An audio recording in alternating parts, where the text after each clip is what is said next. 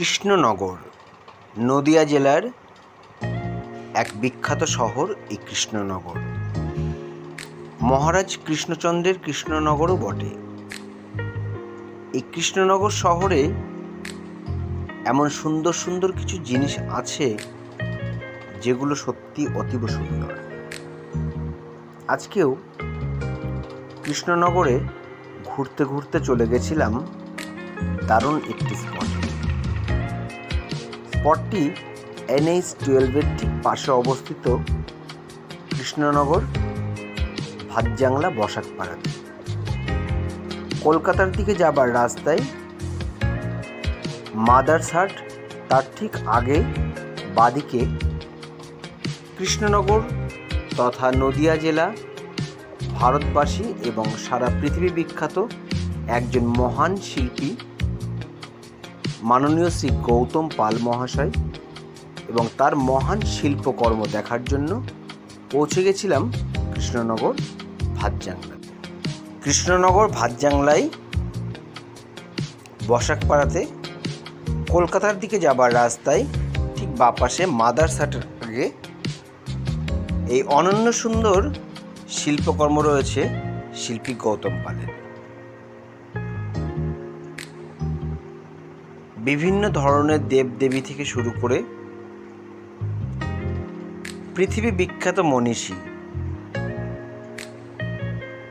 এবং পৃথিবী বিখ্যাত আর্টের কিছু ছবি, কিছু নিদর্শন এই শিল্পালয়ে স্থান পেয়েছে।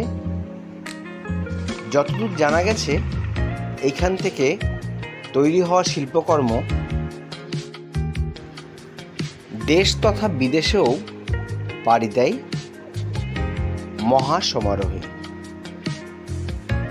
অনন্য সুন্দর হাতের কাজ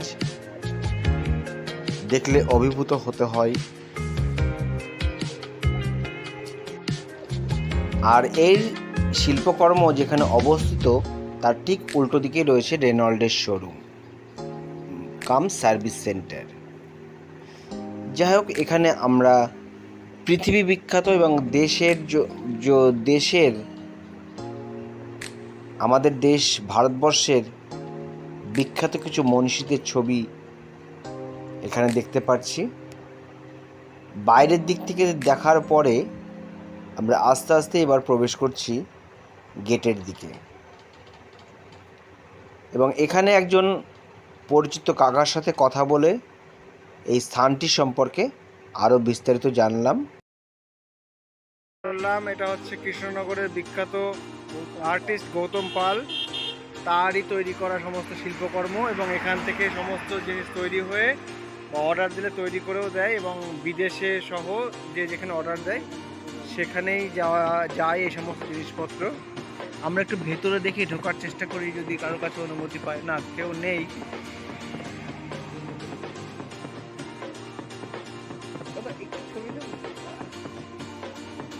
থ্যাংক ইউ দাদা।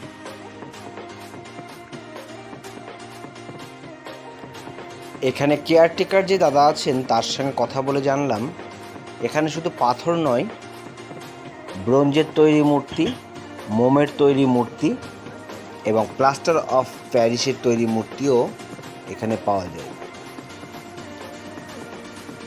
আমরা দেখতে পাচ্ছি তার বেশ কিছু নমুনা শিল্পকর্মের স্থান জুড়ে ছড়িয়ে ছিটিয়ে রয়েছে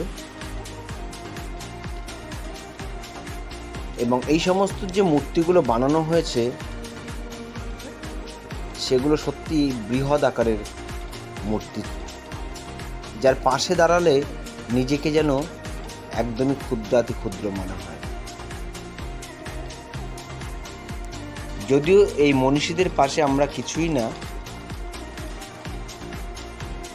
একজন ক্ষুদ্র মানব মাত্র, তবুও এই মূর্তিগুলো বেশ সাইজে বড়।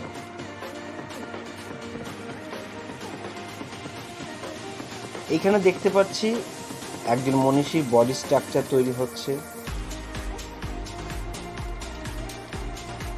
খুব সম্ভবত স্বামী বিবেকানন্দ তৈরি হবে।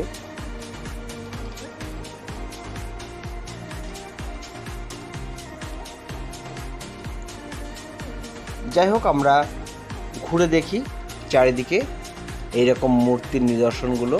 এই যে মাদার টেরেসা, গৌতম বুদ্ধ, এইরকম বহু মহাত্মা গান্ধী সহ প্রচুর ব্যক্তি তাদের আর্ট, তাদের স্কাল্পচার, তাদের শিল্পকলা এখানে ফুটে উঠেছে শিল্পী গৌতম পালের হাত ধরে। চলুন কথা না বাড়িয়ে আমরা এবারে ভিতরে গিয়ে দেখি। আর এই জায়গায় কে কে এসেছেন বা কে কে এই জায়গাটা দর্শন করেছেন তারা কিন্তু অবশ্যই জানাবেন জায়গাটা কেমন। সত্যি বলতে আমি গেছিলাম পড়ন্ত বিকেলে, এবং এই পড়ন্ত বিকেলে একটা নিঝুম গা ছমছমে পরিবেশ এইখানে উপলব্ধি করেছি। এত ব্যক্তি তাদের মূর্তির সামনে দাঁড়িয়ে নিজেকে বেশ অসহায় মনে হয়েছে এবং একটা গা ছমছমে পরিবেশ তৈরি হয়েছে। আমি ভিতরে গেলে পরে আরও দেখতে পারবেন, যখন এতজন আপনার সামনে মূর্তিময় হয়ে বসে থাকবে তখন নিজেকে কেমন অসহায় বলে মনে হয় এবং একটা কেমন নীরবতা, নীরব পরিবেশ সৃষ্টি হয় সেটা আমি উপলব্ধি করেছি এইখানে এসে। যাই হোক, কথা না বাড়িয়ে চলুন ঘুরে আসি পুরো এই শিল্পকর্মের স্থানগুলো।